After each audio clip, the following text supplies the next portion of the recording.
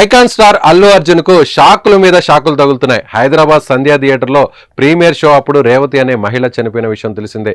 తాజాగా పుష్ప 2 ప్రదర్శిస్తున్న 2 థియేటర్లు ఏపీలో సీజ్ అయ్యాయి. రిలీజ్ అయిన తొలి రోజు దాదాపు 280 కోట్లు రాబట్టిన పుష్ప 2 సినిమాను ఇప్పుడు రెవెన్యూ అధికారులు సీజ్ చేయడం హాట్ టాపిక్ అయింది. బన్నీ ఫ్యాన్స్ ఆగ్రహంతో ఊగిపోతున్నారు. ఆ డీటెయిల్స్ ఏంటో ఈ వీడియోలో చూద్దాం. సీఎం చంద్రబాబు నాయుడు ప్రాతినిధ్యం వహిస్తున్న కుప్పంలో పుష్ప సినిమాపై కక్ష సాధింపు చర్యలు అధికమయ్యాయని విమర్శలు వెల్లువెత్తుతున్నాయి. అల్లు అర్జున్ నటించిన లేటెస్ట్ మూవీ పుష్ప 2 ప్రదర్శిస్తున్న థియేటర్లు సీజుకు గురవుతున్నాయి. కుప్పంలో పుష్ప 2 సినిమా షో నడుస్తుంటే లక్ష్మీ మహాలక్ష్మి థియేటర్లను రెవెన్యూ అధికారులు సీజ్ చేశారు. మరో ట్విస్ట్ ఏంటంటే ఈ 2 థియేటర్లు టీడీపీ సీనియర్ నేత బీసీ నాగరాజుకు చెందినవే.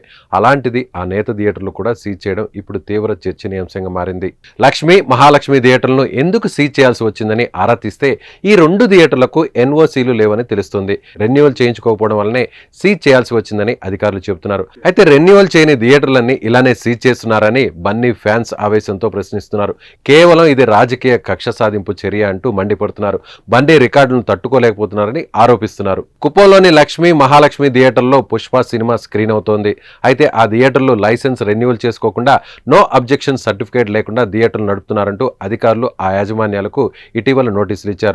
అంతేకాదు పుష్ప 2 సినిమా ప్రదర్శిస్తున్న థియేటర్లకు తాళాలు వేశారు. మూవీ రిలీజ్ అయి హిట్ టాక్ తెచ్చుకుంటే అధికారులు థియేటర్లను సీజ్ చేయడం సరికాదని బన్నీ ఫ్యాన్స్ ఆరోపిస్తున్నారు.